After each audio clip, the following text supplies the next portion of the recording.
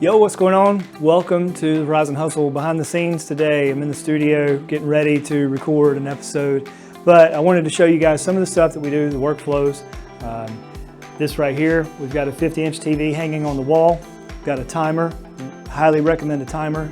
It also has a remote to show the clock, so it's really good when you're trying to get an idea of your runtime for your episodes.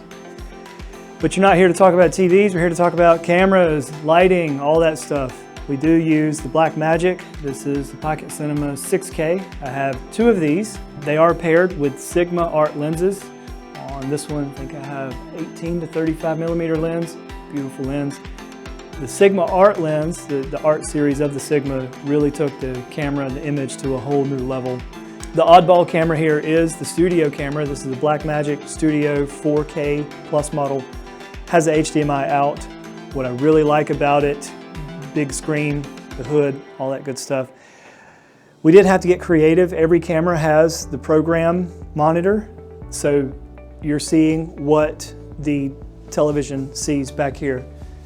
Really convenient when you've got guests and you're not looking in the direction of our studio monitor, you're looking at the camera. That's what you want your guests to do. I can change that. I do have everything running to a rack mount hub. This makes cabling a lot easier because I don't have to run cables all the way to the back of the ATEM switcher. I just run the cameras up to the HDMI patch cable. They are all labeled. I have a matrix that splits the output of the ATEM and goes to all of the monitors. For lighting, I do use, how do you say this? Newer lights. I like them. I've had them for a long time. I don't even think this kit is available anymore. They do have better ones. We do use the daylight for what we do. They also can go into 3200K. Everything does well with the backdrop here. This is our backdrop. Let me walk around here so you can see. I did print the backdrop up in AI. I designed it in AI. It looks somewhat real when you're looking out the window on one of the camera angles, and you really do think that there is a window there. It gives a lot of depth. We filmed the first episode of the podcast and it was just a white wall going into a corner. I did use the fake plant to sort of break up that corner a little bit, but I did print these up on paper first and tried them on the dining room table with dolls. I had them printed. I think there was a service on Amazon, made it very easy, showed up in a couple of weeks.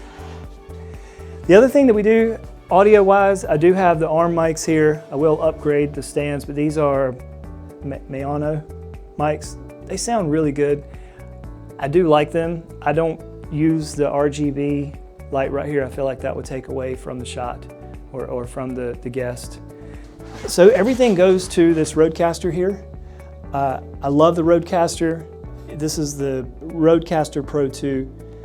I can't talk enough about it. It's awesome. It records straight to the SD card. So since audio is recorded separate from the video, we do have to slate. That's why we have this guy right here. So since audio is recorded separate, just a cheap slate, all you need is, and now I can line up the audio on the edit bay in DaVinci Resolve.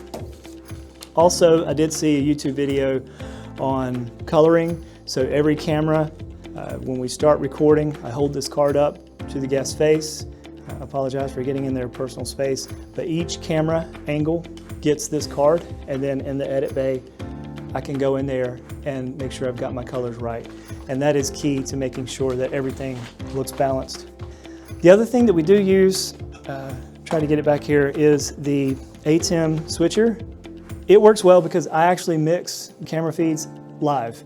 And the way it's done is it sits underneath this little sliding drawer here, and I can select the camera angles live, and it saves a lot of time on the edit bay. That way I have like 90% of the editing done by the time I get to the edit bay.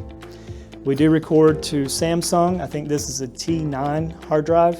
I also have a T5.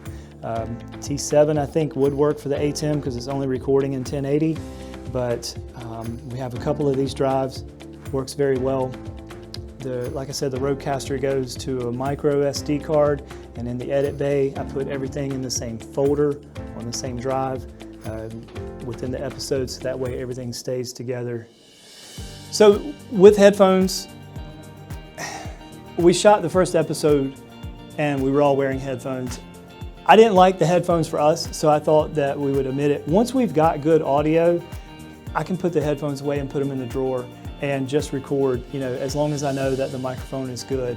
I can see the levels here, and that's what I really like about the Rodecaster is it's 32-bit floating, so I have a lot of latitude when I get to the edit bay, and there's a lot of forgiveness that happens inside of the mixer.